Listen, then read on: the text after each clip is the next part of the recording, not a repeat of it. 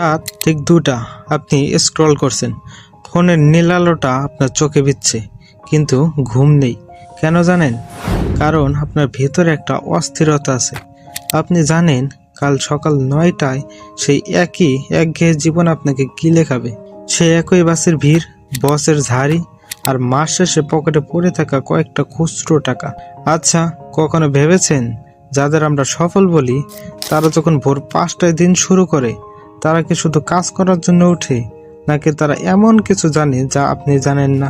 বেশিরভাগ মানুষ মনে করেন ভোর 5টায় ওঠা মানে একটা বড় শাস্তি, কিন্তু সত্যিটা কি জানেন? বিছানার এই ওমটুকুই আপনার জীবনের সবচেয়ে বড় শত্রু। আপনি যখন কম্বল মুড়িতে ঘুমাচ্ছেন, তখন কেউ একজন নিজের সাম্রাজ্য করার প্রথম ইটটা গেঁথে ফেলেছে। আজকের এই ভিডিওটা কোনো সাধারণ মোটিভেশন নয়। আজ আমি আপনাকে দেখাবো কেন আপনার ঘড়ির ওই 5টার অ্যালার্ম আসলে আপনার আর্থিক মুক্তির চাবিকাঠি। শেষ পর্যন্ত না দেখলে আপনি হয়তো সারা জীবন ওই 9টা থেকে 5টায় ইঁদুর দৌড়ে আটকে থাকবেন, তাও যদি কপাল ভালো হয়। অন্যথায় আপনাকে ডিউটি করতে হবে 12 থেকে 14 ঘন্টা। আপনার কি মনে আছে গত মাসের 20 তারিখের কথা? মাসের মাঝামাঝি যেতে না যেতেই পকেটের টাকা টান পড়ে। সকালবেলা সেই কর্কশ অ্যালার্মের শব্দে যখন আপনার ঘুম ভাঙে, তখন আপনার প্রথম চিন্তাটা কি হয়? আর 5 মিনিট আরো বেশি ঘুমাই। ঠিক বললাম তো? এই একটা বাক্য আপনার পুরো দিনটাকে ধ্বংস করে দেয়।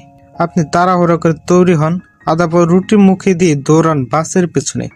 ঘাম, মানুষের ধাক্কাধাক্কি, আর মনের ভিতর চলতে থাকে একরাশ বিরক্তি। আপনি অফিসে গিয়ে বসেন, কাজ করেন অন্য কারো স্বপ্ন পূরণ করার জন্য। দিন শেষে যখন আপনি বাড়ি ফিরেন, আপনার এনার্জি লেভেল থাকে শূন্য। বাসায় গিয়ে মা বাবার মুখের দিকে তাকাতে পারেন না।